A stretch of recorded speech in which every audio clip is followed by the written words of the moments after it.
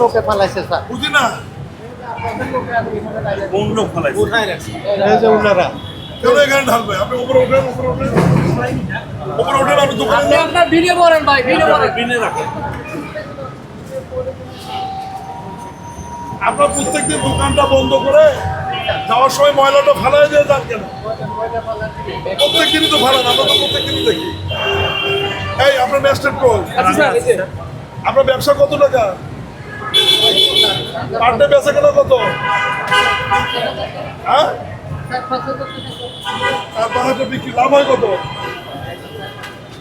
400-500 টাকা। গরিব মানুষের কি জরিমানা করবেন?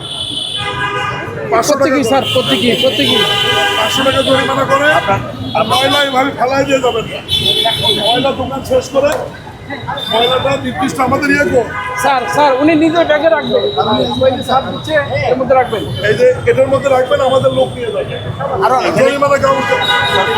এখানে প্রয়োজনে লিখে দিয়ে আপনি এখানে ময়লা ফেলুন, সাদা কাগজে লিখে দিয়ে, তাহলে মানুষ দেখতে পারবে।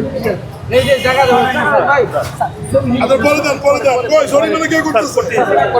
আপনি আপনি রিসিট কর, এনআইডি দেন। তাহলে নাম লিখতে হবে। ভাই এই যে জায়গা আছে সামনে। ভাই বাস্কেট একটু ধরেন, বাস্কেট একটু ধরেন। এই একটু বাস্কেট ধরেন, বাস্কেট। উনি একদম গরিব মানুষ, তো টোকেন হিসাবে আমরা 500 টাকা জরিমানা করলাম না।